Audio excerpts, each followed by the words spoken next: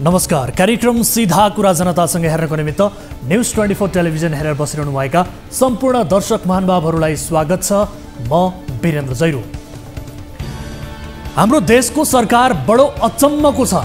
विदेशी मुद्रा सञ्चित गर्न विलासी वस्तु आयातमा रोक लगाउँछ, तर आफू निकट व्यापारीको मायाले पगालेपछि कुरमुरे, लेज, हिरा र चुरोटको आयात चाहिँ खुला गर्छ।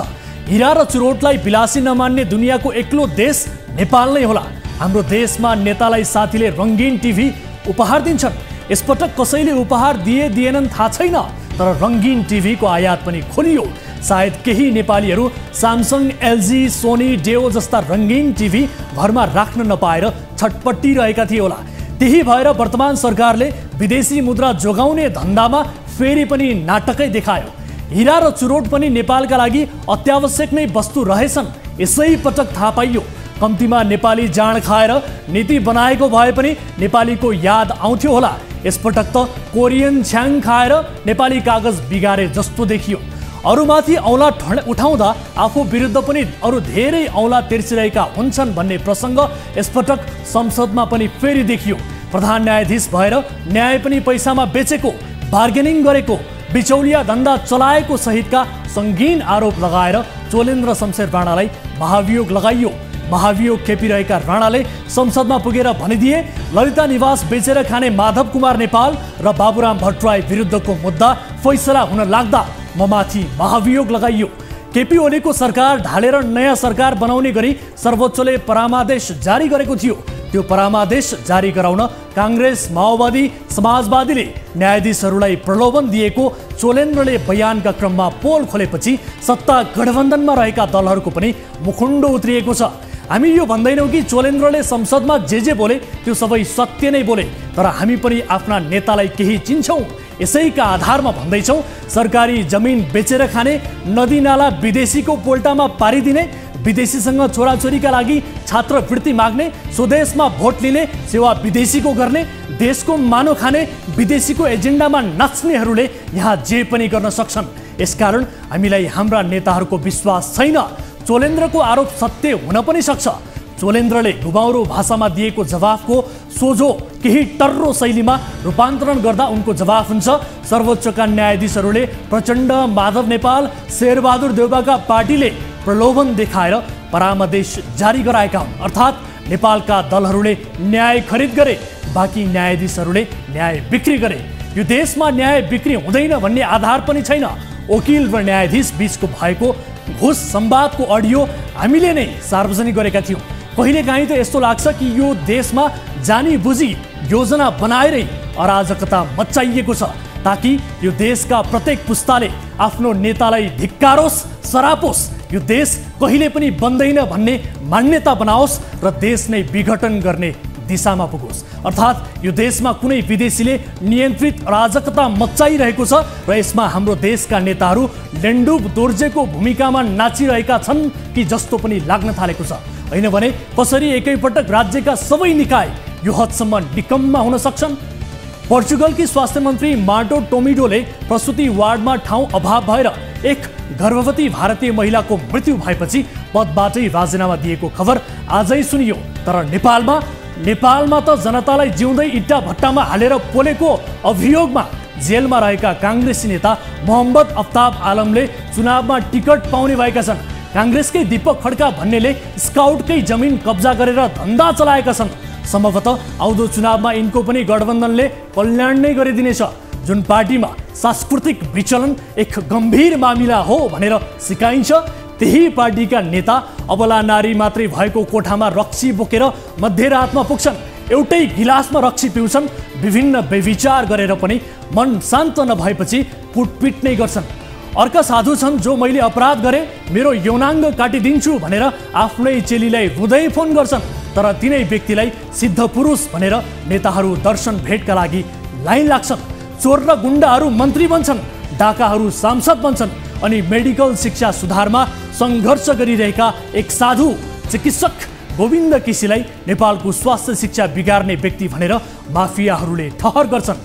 यस्ताको हातमा हामीले यो देश, यो समाज सभ्य बनाउने जिम्मेवारी सुम्पेका छौँ। धन्य छ यो देश, महान छन् नेपाली जनता। मिचिएको सीमाबारे बोल्ने कि नबोल्ने भन्ने निर्णय यहाँ आफ्नो राजनीति हेरेर मात्रै लिइन्छ।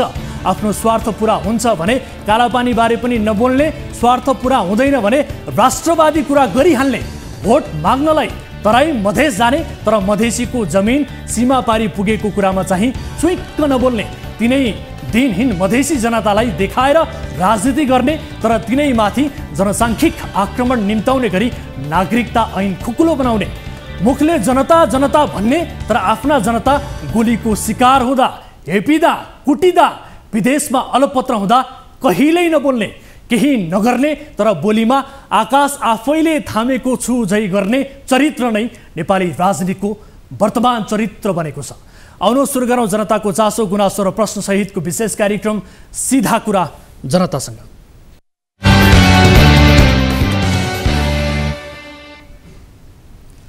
स्वागत छ दर्शक महानुभावहरू, कार्यक्रम सीधा कुरा जनतासँगको नयाँ श्रृङ्खलामा आज पनि उपस्थित भइसकेका छौँ। न्युज 24 टेलिभिजनबाट प्रत्यक्ष रूपमा प्रसारित भइरहेका छौँ र आजको कार्यक्रममा प्रधानमन्त्री शेरबहादुर देउवाले किन सार्वजनिक गर्दैनन् आफ्नो सम्पत्ति विवरण भन्ने विषयलाई प्राथमिकताका साथ प्रस्तुत गर्दैछौँ। आर्थिक रूपमा देशका प्रधानमन्त्री पारदर्शी हुनपर्छ भन्ने माग जनस्तरबाट मात्र होइन, विभिन्न क्षेत्रबाट उठिरहन्छ, तर देउवाले जनताका उचित आवाजलाई कुल्चिरहेका छन्। आखिर किन त? यसबारेको रिपोर्ट आजको कार्यक्रममा प्रस्तुत गर्नेछौँ। र यस्तै पाकिस्तान अहिले बाढीका कारण तहस नहस बनेको छ। 1000भन्दा बढी मानिसले ज्यान गुमाइसकेका छन्। छिमेकीको यस्तो दुर्दशा भइरहँदा र छिमेकी पाकिस्तानमा यस्तो प्राकृतिक विपद आइपर्दा पनि नेपाल सरकारको शैली चाहिँ निकै रहस्यमय र अनौठो देखिएको छ। त्यो के हो त? आजको कार्यक्रममा देखाउनेछौँ। र यस्तै काठमाडौँ महानगरले अनधिकृत संरचना हटाउने अभियानलाई निरन्तरता दिएको छ। यसबीच फन पार्कले गरेको झुटो दावी र मेयर बालेन शाहको अबको ध्यान होर्डिङ बोर्डतर्फ केन्द्रित भएको प्रसङ्ग सहितको रिपोर्ट पनि आजको कार्यक्रममा समावेश गर्नेछौँ। र यस्तै आजको कार्यक्रममा सशस्त्र प्रहरी हवलदारलाई जन्म कैद विरुद्धको मुद्दामा सक्कली कागजात झिकाउन अदालतले आदेश गरेको विषय पनि हामी समावेश गर्नेछौँ। दार्चुलाको रासन घोटाला प्रकरण बारेको यो फलोअप रिपोर्ट आजको कार्यक्रममा समावेश हुनेछ। यसबाहेक तपाईँ दर्शक महानुभावहरूसँगको प्रत्यक्ष कुराकानीमा जोडिनेछौँ। कुनै पनि समस्यामा पर्नु भएको छ, कुनै पनि गुनासाहरू छन् भने तपाईँले कार्यक्रममा सहभागिता जनाउन सक्नुहुनेछ, जसका लागि हामीसँग जोडिने माध्यम खुला गरिसकेका छौँ भन्दै कार्यक्रमको सुरुवात गरौँ ताली र गालीबाट। यसअघि हामीले सोधेको प्रश्न थियो, तिब्बतमा लकडाउन गरिएको भनेर दशैंको मुखमा नेपाली मालवस्तु रोक्ने चीन सरकारको शैली स्वाभाविक छ भन्नेले तालीमा र छैन भन्नेले गालीमा भोट गर्नुपर्ने थियो। जसअनुसार 41.74%ले तालीमा र 58.26%ले गालीमा मत जाहेर गर्नुभएको छ। अर्थात् दशैंको मुखमा नेपाली मालवस्तु रोक्ने चीन सरकारको शैली स्वाभाविक छैन भन्नेमा बढी मत परेको छ, गालीमा बढी मत देखिएको छ। दर्शक महानुभावहरू, अब ताली र गालीका लागि आजको प्रश्न यस प्रकार छ। इटाभट्टामा जिउँदो मान्छे पोलेको अभियोगमा थुनामा रहेका मोहम्मद अफ्ताब आलमलाई रौतहट काङ्ग्रेसले प्रतिनिधि सभा निर्वाचनमा उम्मेदवार बनाउन गरेको सिफारिस काङ्ग्रेसी चरित्र अनुसारकै हो भन्नेले तालीमा र होइन भन्नेले गालीमा भोट गर्नुहोला। हाम्रो पात्रोको एप्लिकेसनमा गएर ताली र गालीका लागि भोट गर्न सक्नुहुनेछ र भोटिङ सुरु हुन्छ अब आजको पहिलो विषय। काठमाडौँ फन पार्कका सञ्चालकले बिहिबार हाम्रै क्यामेरा अगाडि पनि दोहोर्याई तेह्राई भनिरहे महानगरलाई कुनै कर बुझाउन बाँकी नै छैन, हामी माथि करको दायित्व नै छैन। बुधबार काठमाडौँ महानगरले कर बुझाउन आउनु भन्दै 24 घण्टे अल्टिमेटम दिएपछि सञ्चालकहरूले निरन्तर भनिरहे के को कर, कस्तो कर, बुझाउनु पर्ने ठाउँमा बुझाइसकेका छौँ, तर महानगरको अल्टिमेटम सकिनै लाग्दा फन पार्कका कर्मचारी महानगर पुगेर 17 लाख बुझाएका छन्। तिर्नुपर्ने कर नतिरेमा, भत्काउन पर्ने संरचना नभत्काएमा, तोकिएको नियम उल्लङ्घन गरेमा महानगरले एक्सन लिन्छ भन्ने अब मानिसहरूलाई पर्न थालेको महसुस हुन थालेको छ। विधिको शासन कानुनी राज्यमा मानिसहरूलाई नियम कानुनको डर हुन्छ, सबैले कानुनको पालना गर्छन्। काठमाडौँ महानगरको पछिल्लो शैलीले मानिसहरूलाई कानुन सिकाइरहेको छ। हेरौँ यो विशेष फलोअप रिपोर्ट। फन पार्क सिल गरिदिने चेतावनी पश्चात भिरकुटी मण्डप स्थित फन पार्कले काठमाडौँ महानगरपालिकालाई बक्युता बापतको कर 24 घण्टा भित्रै तिरेको छ। पटक पटक ताकेता गर्दा पनि मनोरञ्जन कर बुझाउन आनाकानी गर्दै आएको फन पार्क व्यवस्थापनले बिहिबार महानगरको कार्यालयमा गएर बक्युता बुझाएको छ। फन पार्कले बक्युता रहेको 17,37,000 कर बापतको रकम महानगरलाई भुक्तानी गरेको छ। अनधिकृत संरचना हटाउने अभियानमा केन्द्रित भएको महानगरले बुधबार 24 घण्टे अल्टिमेटम दिएर पत्र काटेको थियो। महानगरले दिएको 24 घण्टाको समय कट्न नपाउँदै फन पार्क व्यवस्थापनले कर बुझाएको हो। महानगरले पठाएको पत्रमा व्यवसाय कर, बहाल कर, विज्ञापन कर तथा मनोरञ्जन कर समेतको बक्युता 24 घण्टाभित्र बुझाउन अल्टिमेटम दिएको थियो। अन्तिम समयसम्म फन पार्कको झुटो दाबी। महानगरको बुधबारको सूचनापछि बिहिबार हामी रिपोर्टिङका लागि भिरकुटी मण्डप स्थित फन पार्क पुगेका थियौं। दिउँसो करिब 1 बजे हाम्रो भेट फन पार्क व्यवस्थापनसँग भयो। हामीले महानगरलाई कर बुझाउँदै हुनुहुन्छ भनी सोधिएको प्रश्नमा सञ्चालकहरूको जवाब थियो, हामीले नियमित कर बुझाइरहेका छौं, महानगरले फन्डा गर्दैछ। हैन, हामी त निरन्तर छलफल छौँ। 1 वर्षमा हामी 7 चोटि 8 चोटि 9 चोटि वडा कार्यालयमा गएको अवस्था छ, विथ रिटर्नमा, नट मौखिक होइन। हामीसँग त्यो वडा कार्यालय गरेको पत्रचार, समाज कल्याणलाई गरेको पत्रचार, महानगरले गरेको पत्रचार सबै छ हामीसँग हैन। यो चाहिँ सस्तो प्रचारबाजीका लागि काठमाडौँ महानगरपालिकाले यो हङ्गामा मचाएको अवस्था हो। हामीले बारम्बार दोहोर्याएर प्रश्न गर्दा पनि फन पार्कका सञ्चालकको जवाफ एउटै थियो, महानगरलाई कर तिर्न बाँकी छैन, हामीले कर बुझाइसकेका छौँ। यो हामीले कर नबुझाएको होइन, यो स्थिति सिर्जना स्वयं काठमाडौँ महानगरले गरेको हो। हामीले यो जग्गा समाज कल्याण परिषदसँग भाडामा लिएका हौँ। हाम्रो भाडा सम्झौतामा घरबाल कर सहित एकमुष्ट 5,50,000 समाज कल्याण परिषद तिर्ने भन्ने सम्झौता छ। हामीले प्रत्येक महिना घरबाल कर समाज कल्याण परिषदलाई बुझाइरहेकै छौँ। तर केही बेरपछि मात्रै फन पार्कका कर्मचारीहरू महानगर कार्यालय पुगे र तिर्न बाँकी रहेको 17 लाख रुपियाँ महानगरलाई तिरेर फर्किए। फन पार्कले बहाल कर समाज कल्याण परिषदलाई बुझाउँदै आएको छ। हाल मासिक 6,10,500 रुपियाँका दरले फन पार्कले कर बुझाइरहेको छ। तर सञ्चालनमा आएको 7 वर्षसम्म पनि फन पार्कले मनोरञ्जन बापतको कर भने बुझाएको थिएन। महानगरको सूचना पश्चात बिहिबार पहिलो पटक फन पार्कले महानगरलाई कर तिरेको हो। बालेनको नजर अब होर्डिङ बोर्डतिर। काठमाडौँ महानगरपालिकाका मेयर बालेन शाहको ध्यान अब मापदण्ड विपरीत बनेका होर्डिङ बोर्डमा पर्न थालेको छ। महानगरले बिहिबार दिउँसो त्रिपुरेश्वर स्थित डिजिटल होर्डिङ बोर्ड हटाइदिएको छ। नगर प्रहरी प्रमुख राजुनाथ पाण्डे सहितको टोली बिहिबार दिउँसो होर्डिङ बोर्ड हटाउन त्रिपुरेश्वर पुगेको थियो। उक्त बोर्डले 1600 स्क्वायर फिट भन्दा बढी क्षेत्रफल ओगटेको थियो। मापदण्डमा भने 800 स्क्वायर फिटमा मात्रै डिजिटल होर्डिङ बोर्ड राख्न पाइने व्यवस्था छ। यस्तै बोर्डले भवनका झ्याल समेत छेकेको र सडकको छेउमै सवारी चालकको ध्यान भङ्ग भएर दुर्घटनाको जोखिम बढाएको महानगरको दाबी छ। काठमाडौँमा मापदण्ड विपरीत राखिएका होर्डिङ बोर्डहरूका कारण सहर कुरूप बनेको छ। आफ्नै साथीलाई पनि छाडेनन् बालेनले। खाली गराए रेस्टुरेन्ट। मेयर शाहले आफ्नै साथीको रेस्टुरेन्ट समेत खाली गर्न लगाएका छन्। उनले त्रिपुरेश्वरको राजधानी विभाग अगाडि रहेको भवनको बेसमेन्टमा सञ्चालन भइरहेको रेस्टुरेन्ट तथा अन्य व्यवसाय हटाउन लगाएका छन्, जुन बेसमेन्टमा बालेनलाई मेयरमा जिताउन सहयोग गर्ने मध्येका एक सन्तोष कुमार थापाले सञ्चालन गरेका थिए। चुनावी अभियानमा रेस्टुरेन्टका सञ्चालक थापा सहित कुमार बेन, भिक्टर पौडेल, गणेश कार्की र गायतले बालेनलाई सहयोग गरेका थिए। चुनावका बेला उनीहरूको टिमको थुप्रै छलफल र मिटिङहरू यही रेस्टुरेन्टमा भएका थिए। तर नोक्सामा पार्किङका लागि भनेर छुट्याइएको बेसमेन्टमा व्यवसाय गरेको भन्दै बालेनले आफ्नै साथीको व्यवसायमा समेत धावा बोलेका छन्। बालेनकै निर्देशनपछि सञ्चालकले आफ्नै सामग्री हटाएका छन्। यता बालेनले आफ्नै नजिकका अर्का साथीले दरबार मार्गमा सञ्चालन गरिरहेको लन्डन पब पनि हटाउन निर्देशन दिएका छन्। यो पब पनि बेसमेन्टमा नै सञ्चालन भएका कारण उनले खाली गराउन निर्देशन दिएका हुन्। यस्तै शङ्खपुरमा रहेको बर्गर हाउस पनि साथी नै सञ्चालक हुनुका बावजुद बालेनले खाली गर्न लगाएका छन्।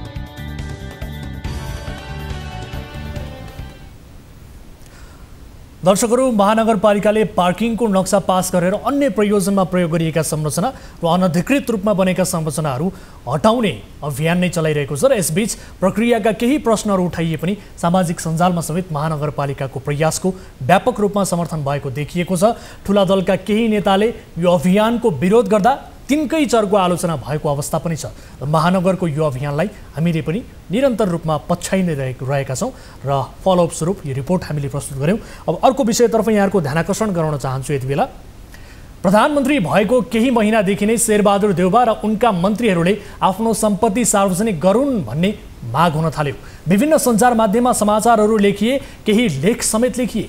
सचेत नागरिक वा नागरिक समाजले पनि आर्थिक रूपमा देशका प्रधानमन्त्री पारदर्शी हुनुपर्छ भने, तर अटेरी र जब्बर शेरबहादुर देउवाले जनताका उचित आवाजलाई अझै कुल्चिरहेका छन्। 53 सालमा देउवाको सम्पत्ति गोरखापत्रले नै सार्वजनिक गरेको थियो। त्यस यता 26 वर्षमा 5 पटक प्रधानमन्त्री भएर देउवाले कति कमाए होलान्? यो प्रश्नको जवाफ देशका प्रधानमन्त्री दिन आवश्यक ठान्दैनन्। पारदर्शी हुनुमा भन्दा सम्पत्ति लुकाउनमै देउवा प्रसन्न छन् भन्ने अर्थ पनि लागिरहेको छ। आर्थिक मामिलामा पारदर्शी हुन नचाहने देउवाको शैली बारेको एक विशेष रिपोर्ट। प्रधानमन्त्री भएको दोस्रो महिनादेखि नै शेरबहादुर देउवाले आफ्नो र आफ्ना मन्त्रीहरूको सम्पत्ति विवरण सार्वजनिक गरेनन् भन्ने टीका टिप्पणी हुन थालेका थिए। 78 असार 29 पछिको हिसाब गर्दा पनि देउवा प्रधानमन्त्रीमा नियुक्त भएको 14 महिना भइसकेको छ, तर उनले सम्पत्ति विवरण सार्वजनिक गरेका छैनन्। प्रधानमन्त्री र मन्त्रीहरूको सम्पत्ति विवरण सार्वजनिक होस् भन्ने माग कुनै न कुनै हिसाबले निरन्तर भइरहेको छ, तर पारदर्शी हुने मामिलामा देउवा इच्छुक देखिएका छैनन्। अहिले 5औं पटक प्रधानमन्त्रीका रूपमा काम गरिरहेका शेरबहादुर देउवा 53 सालमा गृहमन्त्री थिए। गृहमन्त्री हुँदा देउवासँग सगोलमा रहेको सम्पत्ति विवरण गोरखापत्रले प्रकाशित गरेको थियो, जस अनुसार डडेलधुरामा 250 रोपनी र कञ्चनपुरमा 10 बिघा जमिन थियो। यो सम्पत्तिमा देउवा सहित उनका बाँकी 5 भाइहरूको पनि हक लाग्थ्यो। सगोलको सम्पत्ति 6 भाग लगाउँदा डडेलधुरामा 42 रोपनी र कञ्चनपुरमा 2 बिघा जति जमिन देउवाको भागमा पर्छ। 53 सालमा देउवासँग 80 तोला सुन र 2000 तोला चाँदी थियो। गृहमन्त्री हुँदा देउवाले विवाह गरिसकेका थिए। पत्नी आर्जु राणाको नाममा काठमाडौँ र भक्तपुरमा 5.25 रोपनी, बर्दियामा 7 बिघा 6 कट्ठा जमिन थियो। नगद 15 लाख रुपैयाँ पनि रहेको गोरखापत्रले छापेको थियो। 53 साल यताको 26 वर्षमा 5 पटक प्रधानमन्त्री, निरन्तर सांसद हुँदा शेरबहादुर देउवाले कति सम्पत्ति जोडे त? देशका प्रधानमन्त्रीले राजनीति गरेर कति आर्जन गरे भन्ने प्रश्नको जवाब 14 महिनादेखि देउवाले दिएका छैनन्। उनी सहित उनको मन्त्रीमण्डलका बाँकी मन्त्रीहरूले पनि सम्पत्ति विवरण सार्वजनिक गरेका छैनन्। आर्थिक मामिलामा पारदर्शी हुनुपर्छ भन्ने समेत देउवा सरकारले नठानेको जस्तो देखिन्छ, किनभने सम्पत्ति विवरण सार्वजनिक गर्न देउवामाथि निरन्तर दबाव छ। उनी निरन्तर अचेरी देखिएका छन्। ओली पथमै देउवा पनि। अघिल्ला प्रधानमन्त्री केपी शर्मा ओलीको कार्यशैलीलाई लिएर विभिन्न खाले टिप्पणी हुने गर्थे। स्वेच्छाचारी ढङ्गले शासन चलाएको, अन्य मन्त्रालयका शक्तिशाली निकाय प्रधानमन्त्री मातहत राखेको, राष्ट्रका मूलभूत आवश्यकता छाडेर खुद्रे काममा अल्झेको, विधि पद्धति मिचेको, संविधानको अपव्याख्या गरेर संसद नै विघटन गरेको ओलीमाथि आरोप लाग्यो। केही आरोप स्वाभाविक रूपले पुष्टि पनि भए। ओलीको विकल्पमा बनेको नयाँ सरकारको शैली पनि ओलीको भन्दा भिन्न हुन चाहिँ सकेन। ओलीले जुन शैलीबाट सरकार चलाएका थिए त्यही पश्चात पछ्याउँदै देउवा अघि बढेका छन्। ओलीले आफू मातहत राखेका राष्ट्रिय अनुसन्धान विभाग, राजस्व अनुसन्धान विभाग, सम्पत्ति शुद्धिकरण विभाग देउवाले पनि छाडेनन्। ओली सरकारका कैयन मन्त्रीले सम्पत्ति विवरण सार्वजनिक नै गरेनन्। 74 सालमा मन्त्रीमण्डल गठन हुँदाका मन्त्रीहरूको सम्पत्ति सार्वजनिक भयो। त्यसपछिका अधिकांश मन्त्रीले सम्पत्ति सार्वजनिक गरेनन्। अहिले देउवा सरकारमा रहेका केही मन्त्रीहरू सम्पत्ति सार्वजनिक नगरी नै विदा भइसकेका छन्। देउवा आफै पनि बढेको सम्पत्ति लुकाएर बसेका छन् भने बाँकी मन्त्रीहरू पनि सम्पत्ति सार्वजनिक गर्न बाध्य भएका छैनन्। दर्शकहरू, यस विषयमा थप कुराकानी गर्नका लागि हामीसँग जोडिनु भएको छ ट्रान्सपरेन्सी इन्टरनेसनल नेपालका पूर्व अध्यक्ष तथा गृह मन्त्रालयका पूर्व सचिव समेत हुनुहुन्छ खेमराज रेग्मी। खेमराज सर, यहाँलाई स्वागत छ कार्यक्रम सीधा कुरा जनतासँगमा। धन्यवाद छ। हजुर, अब देशका सचेत मानिसहरूले प्रधानमन्त्री अनि मन्त्रीहरूको सम्पत्ति विवरण चाहिँ सार्वजनिक गर्न आग्रह गरेका छन्, होइन, गरिरहेका छन् निरन्तर। तर प्रधानमन्त्री चाहिँ सम्पत्ति विवरण लुकाइछन्। यस्तो किन भइरहेको छ? यहाँले कसरी हेर्नु भएको छ यो विषयलाई? अब यो के छ भने यो भ्रष्टाचार निवारण ऐनले सम्पत्ति विवरण चाहिँ सार्वजनिक पद धारण गरेको 60 दिनभित्र बुझाउनु पर्छ तोकिएको ठाउँमा, होइन भन्ने चाहिँ व्यवस्था छ। 60 दिनभित्र चाहिँ सबै चाहिँ आफ्नो सम्पत्ति र आफ्नो परिवारको नाममा भएका चाहिँ सम्पत्तिहरू र त्यो चाहिँ कहाँबाट कसरी आयो भन्ने स्रोत समेत खुलाएर के अरे सम्बन्धित निकायमा चाहिँ पेश गर्नुपर्ने हुन्छ। जस्तो अब अहिलेको चाहिँ व्यवस्था अनुसार चाहिँ अरू सर्वसाधारण कर्मचारीहरूले सार्वजनिक पद धारण गरेका व्यक्तिहरूले चाहिँ सतर्कता केन्द्रमा बुझाउनु पर्ने हुन्छ र अनि प्रधानमन्त्री तथा चाहिँ मन्त्री परिषदका अरू सदस्यहरूले चाहिँ यो प्रधानमन्त्री तथा मन्त्री परिषदको कार्यालयमा चाहिँ बुझाउनु पर्ने चाहिँ हुन्छ। अब यो चाहिँ बुझाएन भनेदेखिलाई चाहिँ कसैले यो चाहिँ 5000 रुपियाँसम्म चाहिँ जरिवाना हुन्छ भन्ने व्यवस्था पनि चाहिँ छ। अब यो सम्पत्ति विवरण बुझाउनु पर्ने कारणतिर पनि हामीले हेर्नुपर्ने हुन्छ, किनभने मुलुकमा सुशासन र चाहिँ आर्थिक अनुशासन कायम गर्नुको लागि भ्रष्टाचार निवारण ऐन बनेको हो।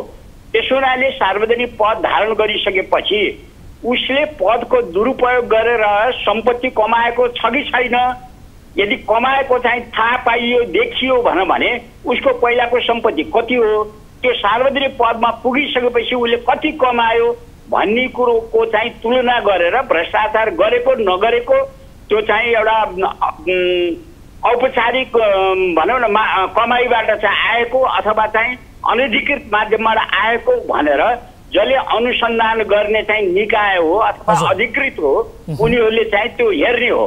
अब सामान्यतया कुरो के हो भन्नु होला भने अब भ्रष्टाचार चाहिँ हुन नदिनको लागि सार्वजनिक पद धारण गरेका व्यक्तिहरूले यो चाहिँ पारदर्शिता अपनाउनु पर्छ भन्ने हो।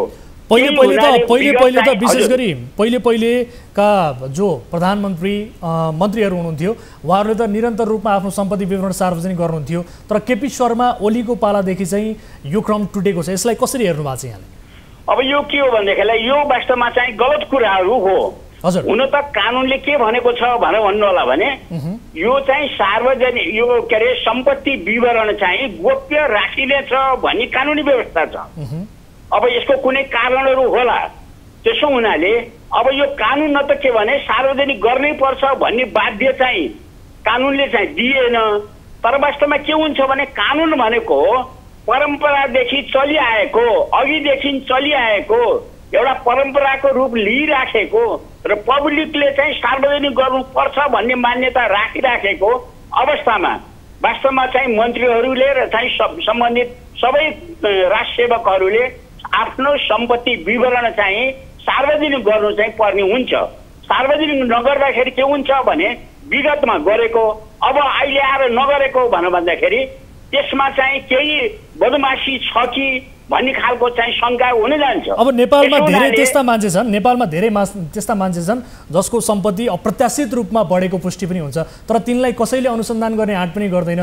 जुन देशमा अनियमितता क्रियाकलाप समेत एउटा यो अनियमित क्रियाकलाप समेत सामान्यतया यसमा प्रश्न उठाइँदैन, अप्ठ्यारोमा पारिँदैन भने सम्पत्ति विवरण चाहिँ सार्वजनिक गर्न किन गाह्रो परेको होला अहिलेका प्रधानमन्त्री मन्त्रीहरूलाई? अब यो तपाईँले भन्नुभयो नि, जस्तो अब चाहिँ कसैको अप्रत्याशित रूपमा उसको चाहिँ नियमित आम्दानी भन्दा उसको चाहिँ जीवनशैली होइन खर्च पर्च इत्यादि चाहिँ यदि अस्वाभाविक ढङ्गले चाहिँ बढाइएको छ के अरे देखिएको छ भने त्यसमा चाहिँ अख्तियार दुरुपयोग अनुसन्धान आयोगले कारवाही गर्न सक्ने व्यवस्था छ। अकुत सम्पत्तिको चाहिँ दफा लगाएर अनुसन्धान गर्ने र कारवाही गर्न सक्ने चाहिँ अवस्था छ। अब यो सम्बन्धमा के भनेदेखिलाई चाहिँ यो अकुत सम्पत्ति कमाउनेहरूमा चाहिँ धेरै जसो चाहिँ शक्ति केन्द्रहरू र शक्ति केन्द्रको चाहिँ आशीर्वाद पाएका व्यक्तिहरू चाहिँ धेरै छन्। त्यसैले अख्तियार दुरुपयोग अनुसन्धान आयोगले त्यस्ता व्यक्तिहरूमाथि चाहिँ अनुसन्धान गर्ने र कारवाही गर्ने चाहिँ प्रक्रियामा चाहिँ ढिला सुस्ती देखाएको छ। त्यसैले कमसे कम चाहिँ के भने तपाईँहरू मिडियाले पनि यो कुराहरू उठाउनु भएको छ, नागरिक समाजले पनि उठाएको छ। सरकार चाहिँ पारदर्शी हुनुपर्छ। यो चाहिँ के अरे भ्रष्टाचार नियन्त्रण गर्ने एउटा चाहिँ प्रमुख चाहिँ उपाय भनेको पारदर्शिता हो र चाहिँ अर्को चाहिँ जिम्मेवारी पनि हो। वास्तवमा चाहिँ जनताका प्रतिनिधिहरू जनताप्रति जवाफदेही हुनुपर्छ।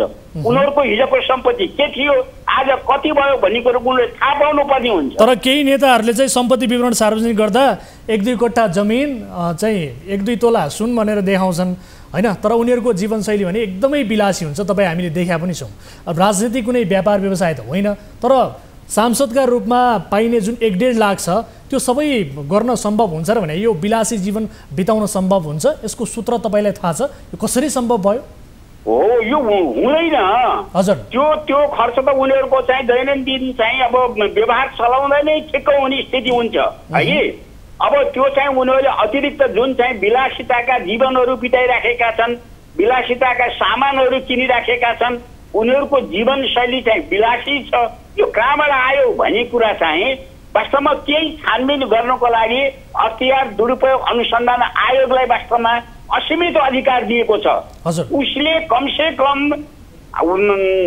पब्लिकले पनि यसले चाहिँ अकुत सम्पत्ति कमाएको छ भन्ने चाहिँ अनुमान गरिराखेको छ भनौँ न, किनभने अनुसन्धान नगरी त वास्तविक थाहा हुँदैन।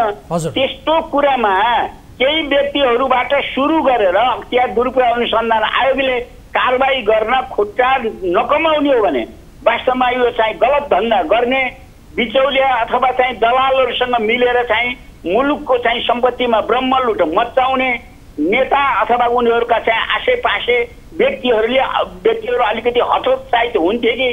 तर यहाँ के भयो भनेदेखिलाई चाहिँ ठुला भ्रष्टाचारीहरू जो वास्तवमा नीतिगत भ्रष्टाचार गर्छन्। ठिक छ, तपाईले बिचौलियाको प्रसङ्ग पनि निकाल्नु भयो, तर यसपटक सीसीटीभी फुटेज भनौँ न एक हिसाबले अर्थ मन्त्रालयमा जुन बजेट बनाउने क्रममा बिचौलियाको चलखेल भयो भनेर यत्रा समाचारहरू आए, यत्रो विषय उठ्यो, तर त्यसमा अख्तियारले आफ्नो भूमिका चाहिँ सही तरिकाले निर्वाह गरेन यो हामीले स्पष्ट रूपमा देख्यौँ पनि। अब यस्तो अवस्थामा अख्तियारप्रति मानिसले विश्वास गर्ने ठाउँ रह्यो त?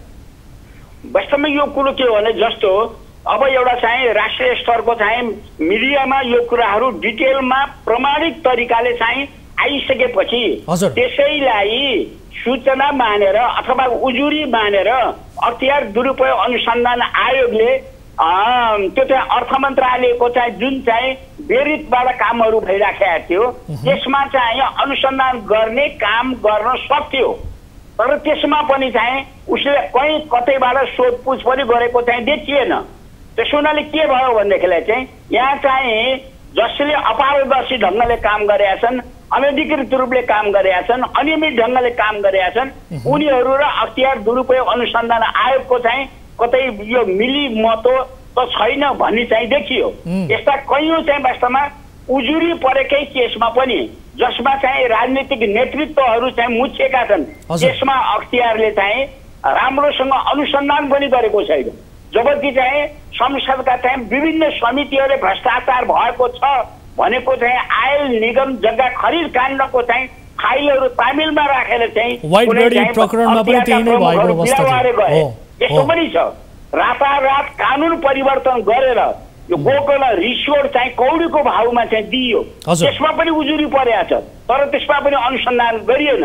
अब यहाँ के भयो भनेदेखिलाई चाहिँ वास्तवमा हाम्रो चाहिँ अख्तियार दुरुपयोग अनुसन्धान आयोग अत्यन्तै शक्तिशाली छ, साधन सम्पन्न पनि छ, तर उसले चाहिँ ठुला बडा अथवा शक्तिमा रहेका व्यक्तिहरू अथवा राजनीतिक नेतृत्वले गरेका बदमाशीहरू प्रति चाहिँ आँखा चिम्लेर आफ्नो दायित्व बिर्सिएको जस्तो चाहिँ अनुभूत भइराखेको अवस्था छ। अब एउटा इन्ट्रेस्टिङ फ्याक्ट चाहिँ यहाँनिर के छ भने विशेष गरी पोलिटिकल पार्टीहरूका नेताहरूले चाहिँ भ्रष्टाचार गर्ने, तिनै पार्टीले लगेर चाहिँ अख्तियारको प्रमुखमा नियुक्त गर्ने, सोही कारण पनि यो किसिमको चाहिँ अवस्था देखिएको हो कि भन्ने लाग्दैन तपाईँलाई?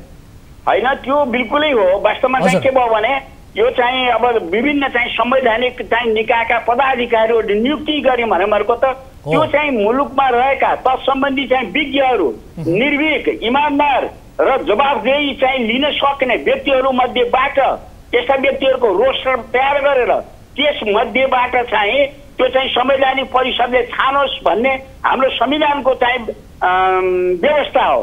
तर यहाँ त के भइदियो भनेदेखिलाई चाहिँ जो चाहिँ संवैधानिक परिषदमा छन् उनीहरूले चाहिँ भाग शान्ति चाहिँ ती संवैधानिक पदहरू चाहिँ बाँडेर आफ्ना मान्छेहरूलाई चाहिँ नियुक्ति गर्ने।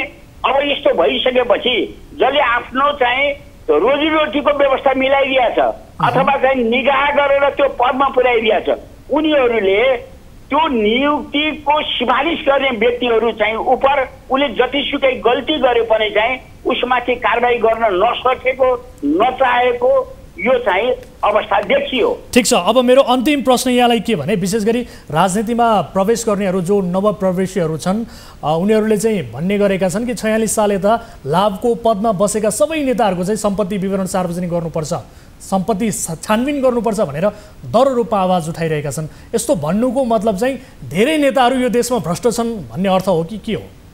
होइन, यो भनाइ मलाई के लाग्छ भन्नुलाई भने नि यो चाहिँ अहिलेका भ्रष्टाचारीहरू पनि चाहिँ कारबाहीमा नपरुन् भन्ने आशयबाट भनिएको यो। किन भन्नु होला भने यहाँ 2-4 हजार चाहिँ भ्रष्टाचारका मुद्दा पर्दाखेरि जसमा चाहिँ राजनीतिक नेताहरू, ठुला कर्मचारीहरू मुछिएका छन् त्यसमा कारबाही गर्न नसक्ने, अब चाहिँ 46 सालदेखि यतापट्टिका सबै राजनीतिक नियुक्ति पाएका अथवा राजनीतिमा लागेका व्यक्तिहरूको सम्पत्ति जाँच गर्ने हो भने यो चाहिँ 200 वर्ष लाग्न सक्छ।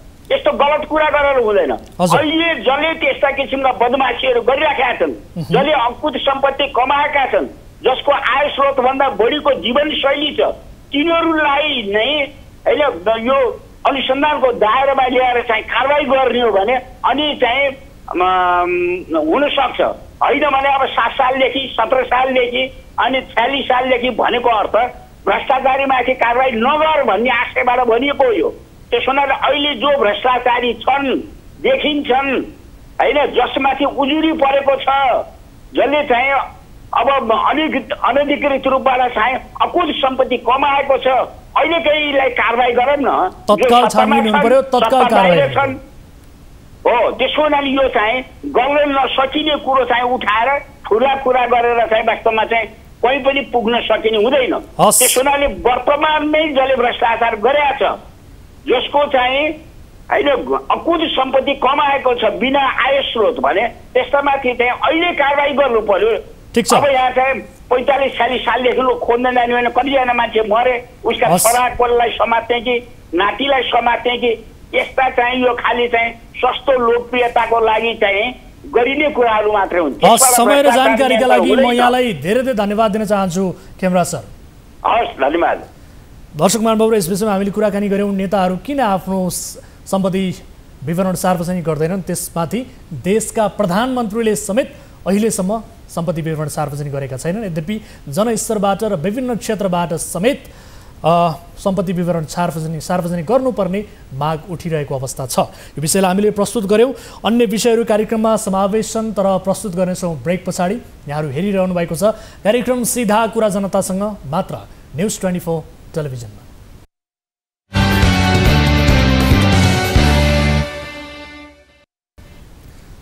ब्रेकपछि स्वागत छ दर्शकहरू कार्यक्रम सीधा कुरा जनतासँगमा। अब अर्को विषय, छिमेकी देश पाकिस्तान अहिले बाढीले तहस नहस छ। यो देशमा राष्ट्रिय सङ्कट घोषणा गरिएको छ। 3 करोडभन्दा बढी मानिसहरू बाढीले प्रभावित भएका छन्। पाकिस्तानले सहयोगका लागि अन्तर्राष्ट्रिय अपिल पनि गरेको छ। गएको माघ महिनामा अफगानिस्तानका लागि नेपालले जहाज नै चार्टर्ड गरेर सहयोग सामग्री काबुल पुर्याउँदा परराष्ट्र मन्त्री नारायण खड्काले भनेका थिए अरू देशलाई सङ्कट पर्दा नेपालले पनि सहयोगको हात अघि बढाउँछ। नेपालले लिन मात्रै जानेको छैन, दिन पनि जानेको छ। परराष्ट्र खड्काको भागमा परेदेखि नै असन्तुलित कूटनीतिक व्यवहार भइरहेको भनेर मानिसहरूले टिप्पणी गरिरहेका छन्। त्यसमाथि पाकिस्तानले भोगिरहेको विपदमा नेपालले एउटा सन्देश पठाएर झारो टार्न सुहाउँछ र? यो विशेष रिपोर्ट हेरौँ।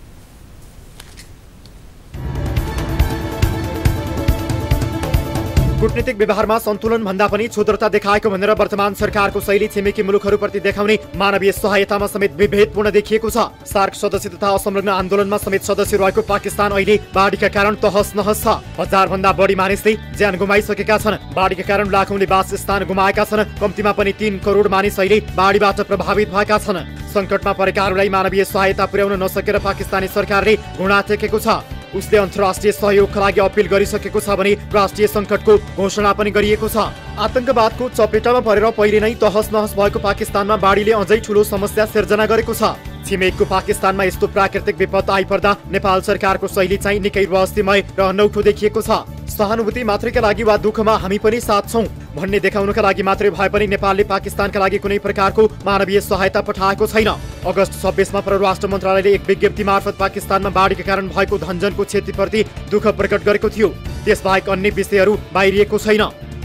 अफगानिस्तान र पाकिस्तानसँग किन फरक व्यवहार? गत माघ महिनामा नेपाल सरकारले अफगानिस्तानका लागि मानवीय सहायता पठाएको थियो। परराष्ट्र मन्त्री डाक्टर नारायण खड्काले समेत निकै तामझाम र प्रचार गरेर अफगानिस्तानका लागि मानवीय सहायता पठाएका थिए। परराष्ट्रका अधिकारीहरू सहयोग सामग्री लिएर काठमाडौँबाट काबुल विमानस्थल उत्रिएका थिए। उनीहरूले 14 टन खाद्य, लत्ता, कपडा, औषधि लगायत सामग्री लिएर पुगेका थिए। यस्तो सामग्री लिएर जानु अघि डाक्टर नारायण खड्काले त्रिभुवन अन्तर्राष्ट्रिय विमानस्थलमै पत्रकार सम्मेलनको आयोजना गरेर अफगानिस्तानलाई दिएको सहयोगको प्रचार गराएका थिए। त्यो बेला मन्त्री खड्काले भनेका थिए नेपाल लिन मात्रै होइन, सङ्कट परेको बेलामा अन्य मुलुकलाई दिन पनि सक्छ।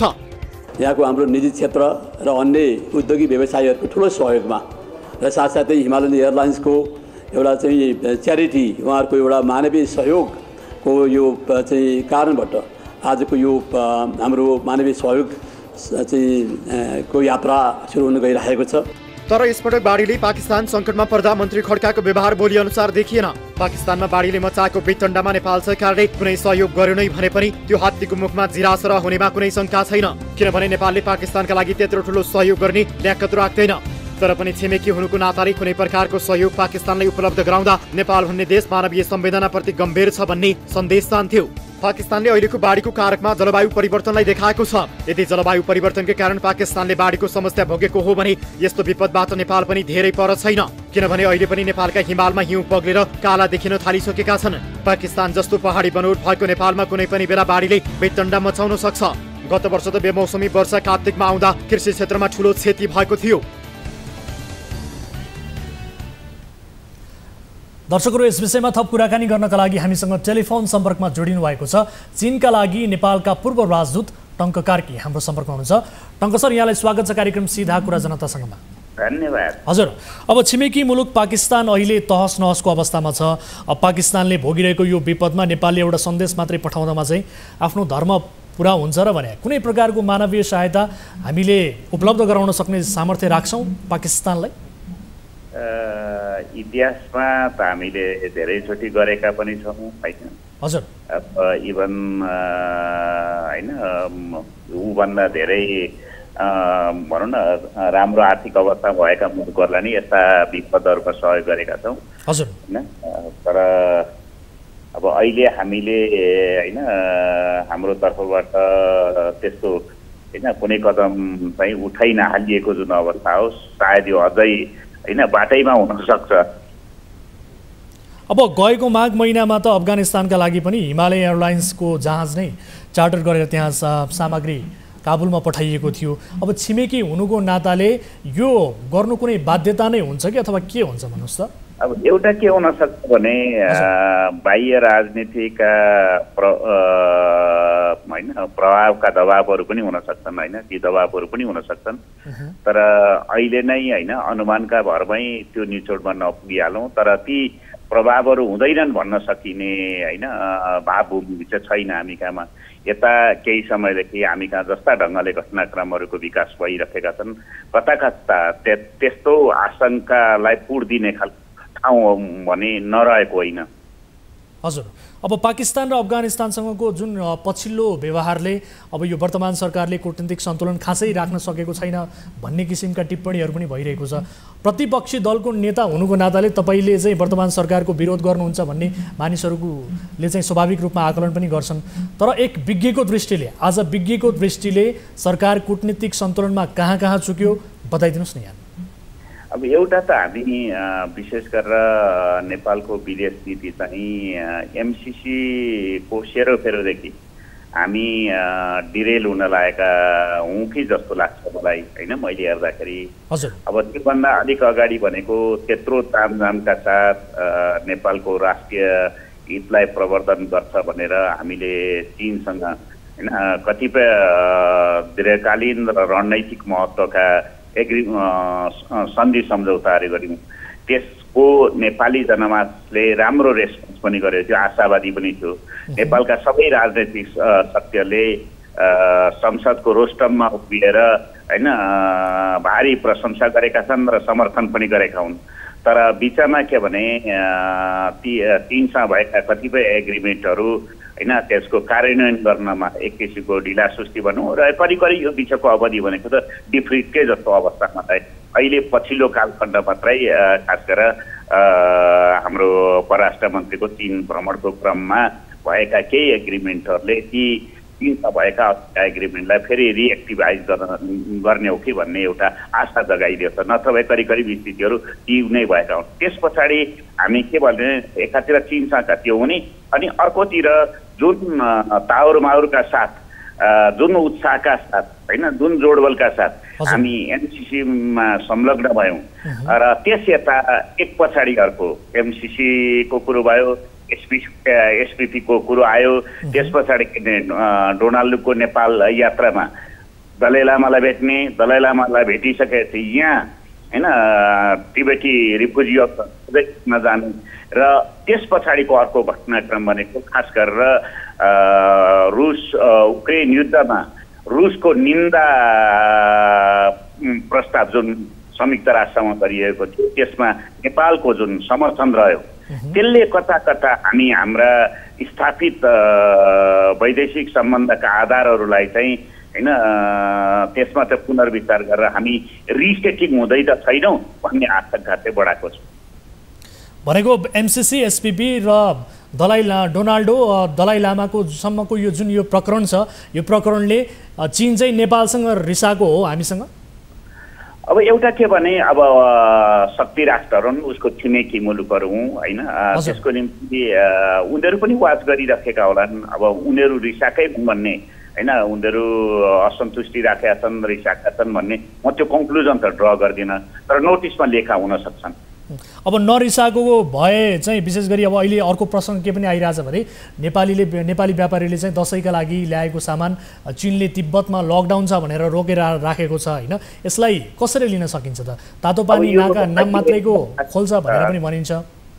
अब खास गरेर यो हाम्रो नारायण खड्का परराष्ट्र मन्त्री नारायण खड्का चीन भ्रमणको क्रममा हैन नेपालका उत्तरी दुईटा नाकाहरू खास गरेर तातो पानी र रसुवा यो नाकालाई खोल्ने बारेमा सहमति भएको लगत्तै पछाडि एक किसिमको अवरुद्ध भएको अहिले अवस्था छ। त्यसलाई चिनियाहरूले देखाएको कारण के भनेको तिब्बतमा बढेको यो कोरोनाको कारण हो भनेर भनेका छन्। सम्भवतः यो त्यो हदसम्म हो भन्ने जस्तो लाग्दैन र चाँडै खुल्छ भन्ने कुरामा। तिब्बतमा कोरोना नहुँदा पनि अरू बेला पनि निरन्तर रूपमा अवरोध छ नि। अब त्यसमा केही होइन, केही त्यस्ता उनीहरूका चासो छन् भने त्यो चासो माथिल्लो त्यो चासो एक अर्कामा साटासाट गर्ने र त्यसका उपायहरू हैन निराकरण गर्ने काम चाहिँ दुवै पक्षले गर्नुपर्छ। तर कतिसम्म भनिएको छ भने चाइनाले नेपाललाई चाहिँ अघोषित रूपमा यो नाकाहरूमा चाहिँ अघोषित चाहिँ नाकाबन्दी गरेको छ भनेर पनि भन्ने कुराहरू गरिन्छ नि। तपाईको विश्लेषण के छ यसमा? त्यो भाषा हैन, त्यो भाषा वास्तविकतालाई रिफ्लेक्ट गर्ने हो कि नेपाल चीन सम्बन्धलाई भाँजो हालेर नेपाललाई चाहिँ हिमालय भन्दा दक्षिणतिरै राख्नलाई गरिएको कारबार हो। यो दुईटा चाहिँ छुट्याउनु जरुरी छ। मलाई लाग्छ कि यो यथार्थलाई त्यसले रिफ्लेक्ट गर्छ जस्तो मलाई लाग्दैन। भनेको तपाईँ आफैले पनि बताए अनुसार अब नेपालको कूटनीतिक एउटा जुन व्यवहार छ यो सन्तुलित छैन भन्ने किसिमको आशय तपाईँले पनि व्यक्त गर्नुभएको छ। त्यही कारण पनि चीन रुसाएको हुनसक्छ, यस किसिमका अवरोधहरू आएको हुनसक्छ नि होइन? अब एउटा के भने हाम्रो जस्तो मुलुक अहिलेको नीतिका जुन दबावहरू छन् ती दबावमा हाम्रो राजनैतिक जुन अवस्थिति छ, आजको नेपाल भनेको हिजोको 1950 ताकाको जस्तो चीन र भारतको बिचमा मात्र होइन, आजको शक्तिशाली चीन हैन करिब एक आध वर्षभित्र दुनियाँको एक नम्बर अर्थतन्त्र हुन सक्ने चीन जस्तो सामरिक रणनैतिक होइन त्यो अर्थ पनि भिन्नै हुनेछ होइन, त्यो बढ्नेवाला छ। त्यस्तै गरेर तपाईँको दक्षिणतिरको जुन भारत छ त्यो पनि एउटा उदीयमान यस्ता उदीयमान राष्ट्रको बिचमा रहेको हाम्रो जस्तो अल्पविकसित मुलुक जो आफ्नो राजनैतिक प्रणालीलाई नै स्थायित्व दिन र विकासको गति पक्रिन मात्रै पनि हम्मे परिरहेको यस्तो अवस्थामा हामीले त्यो असंलग्न परराष्ट्र नीति र तटस्थताका आदर्शहरूलाई त्यो तरबारको धारमा हिँडे जत्तिकै हिँड्न जान्नुपर्छ। तर कता कता यता केही हाम्रा जुन गतिविधिहरू छन् ती गतिविधिहरू चाहिँ हैन त्यसले कतै हामी डिरेल त भइरहेका छैनौँ भन्ने सङ्केत गरिरहेका छन्। जस्तो अघि मैले तपाईँलाई केही उदाहरणै भनिहालेँ, ती सङ्केतहरू के छन्, ती सङ्केतहरू राम्रा छैनन् र जसप्रति चाहिँ हामी सचेतनतापूर्वक त्यतिकै विक्षेप भएका छन् करेक्सन गर्न लाग्नुपर्छ। हस्, यो समय र महत्त्वपूर्ण कुराकानीका लागि यहाँलाई धेरै धेरै धन्यवाद छ। Thank you. दर्शक महानुभावहरू, हामीले कुराकानी गऱ्यौँ पाकिस्तान यति बेला बाढीले तहस नहस बनिरहेको अवस्था छ, तर यो अवस्थामा अन्तर्राष्ट्रिय सहयोगको अपिल पनि पाकिस्तानले गरेको छ। नेपालले भने एउटा पत्र मात्रै पठाएर सहानुभूति दिएको अवस्था छ। यसअघि अफगानिस्तानलाई केही सहयोग सामग्रीहरू दिएको थियो, नेपालले काबुल पुर्याएको थियो, चार्टर्ड गरेको थियो विमान मार्फत, तर यसपटक भने एउटा पत्र मात्रै पठाएको अवस्थामा यसरी कूटनीतिक व्यवहार सन्तुलन देखिएन कि भन्ने किसिमका प्रश्नहरू उठिरहेको सन्दर्भमा हामीले यो विषयलाई कार्यक्रममा समावेश गरेका हौँ र सँगसँगै चीनले तातोपानी नाकामा विशेष गरी लगाएको अघोषित नाकाबन्दीको प्रसङ्ग पनि हामीले उजागर गऱ्यौँ। अब अर्को विषयतर्फ म यहाँको ध्यान आकर्षण यति बेला गराउन चाहन्छु। दार्चुला स्थित सशस्त्र प्रहरीको गणमा 122 जना प्रहरीलाई एकैपटक बिदा दिइएको विषय बाहिरियो। गणले हतार हतार भन्यो 122 जनालाई बिदा दिएकै होइन, समाचार झुटो हो। आफैले समाचार झुटो ठहर गरिसकेपछि गणपति त्रिभुवन विष्टले त्यो समाचार कसले दियो भनेर खोजी गरे। आफ्नै वरिष्ठ हवलदार नरेशसिंह साहुले दिएको यकिन गरेर उनी विरुद्ध कारबाही प्रक्रिया अघि बढाए। विषय थियो 122 जनालाई बिदा दिइएको भन्ने मात्रै, तर गणपति एसपी विष्टले हवलदार विरुद्ध गणको हतियार खजानाको गोप्य सूचना लिक गरेर गम्भीर अपराध गरेको भन्दै जन्मकैद मुद्दा अघि बढाए। अहिले यो मुद्दाको सुनवाई चलिरहेको छ। अदालतले विधामा बसेका प्रहरीको हाजिरी, गणपति विरुद्ध गरिएको छानबिन प्रतिवेदन माग गरेको छ। पछिल्लो अपडेट सहितको यो फलोअप रिपोर्ट।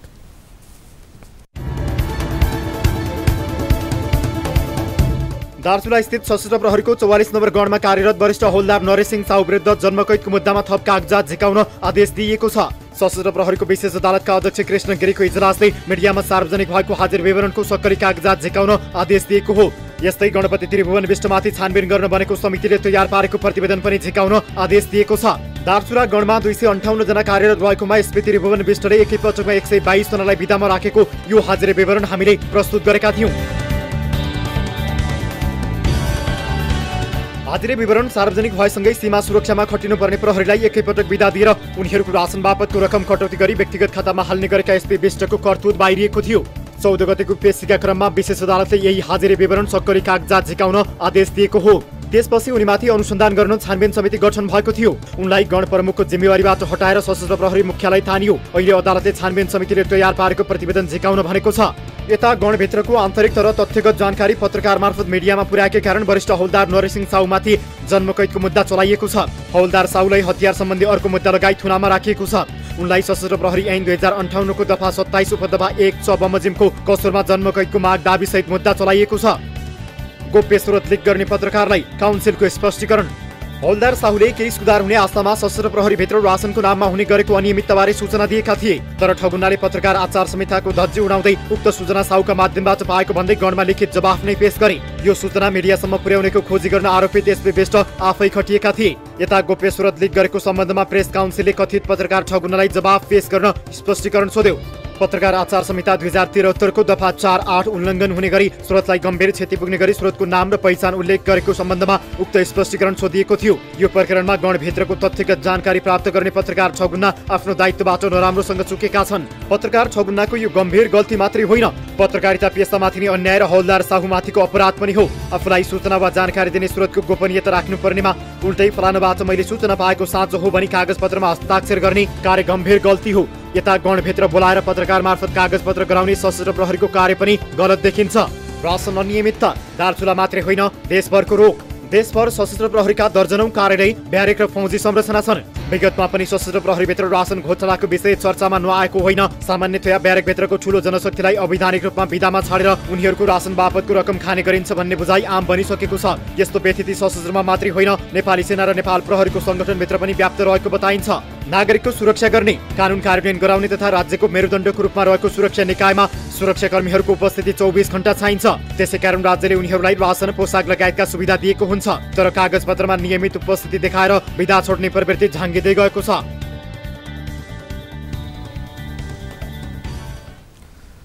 दर्शकहरू, सामान्य गुजाराका लागि सशस्त्र प्रहरीमा जागिर खाइरहेको एक हवलदारमाथि अहिले सशस्त्र प्रहरीको सिङ्गोट सङ्गठन क्रूर बनेको जस्तो देखिएको छ। उनीमाथि परेको यो अन्याय विरुद्ध तपाईँ हामी बोल्न छाड्यौँ भने पाप लाग्छ। त्यसैले हामीले पनि यो विषयलाई निरन्तर रूपमा फलोअप गरिरहेका छौँ। सुरक्षा निकायभित्रका ठुला अधिकारीहरू मात्र होइन, राजनैतिक नेतृत्वसम्म पनि यो रासन पानीको रस पुग्छ भन्ने बताइन्छ। त्यसैले हामी यो भन्न बाध्य छौँ कि सुरक्षा निकायमा यो रोग बाँडीचुडी खाने सिस्टमको रूपमा चलिरहेको छ। यो व्यथितिलाई रोक्न अपरिहार्य छ। यो विषयलाई हामीले फलोअपको रूपमा प्रस्तुत गऱ्यौँ र यति बेला कोही दर्शक हामीसँग जोडिनु भएको छ भाइबर मार्फत। धेरैजना हुनुहुन्छ, मैले देखिरहेको छु स्क्रिनमा। उहाँहरूसँग कुराकानी गरौँ। नमस्कार, कहाँबाट जोडिनु भयो यहाँहरू, के का लागि? नमस्कार, हामी चाहिँ साउदीबाट। हजुर, के समस्या परेर जोडिनु भयो? आफ्नो समस्या राख्नु होला। हामी यहाँको 3 महिना भयो होइन सर? हजुर, काम पाएको थिएन, कम्पनीले दिसरी मात्रै दिएको थियो खानालाई। अनि कम्पनीले दिसरीमा दिएको थियो, काम पाउनु जब के भन्छ आइतबारदेखि काम लिएर जान्छु भन्छ, तर फेरि काममा त लाने 1 महिना लिएर जाने, फेरि ल्याएर राख्ने, त्यस्तो गर्दो रहेछ। त्यस्तो गर्यो भने त हामीलाई घाटा लाग्छ। हजुर, डुब्छौँ।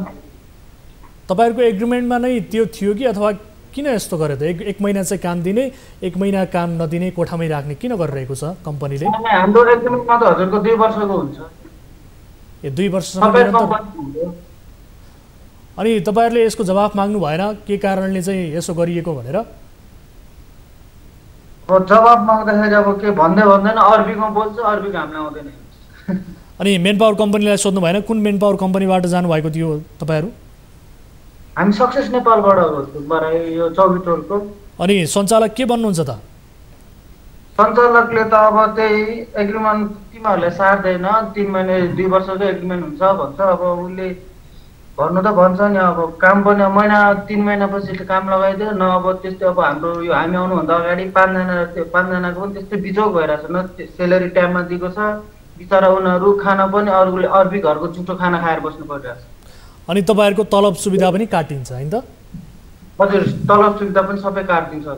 जुन अहिले हामीले 200 रुपियाँ दिइरहेछ, 200 रुपियाँ दिएपछि हाम्रो काम गरेर सेलेरीमा 200 रुपियाँ काट्छ अरे, त्यहीमाथि अनि 2 महिना काम गरेर 1 महिनाको सेलेरी।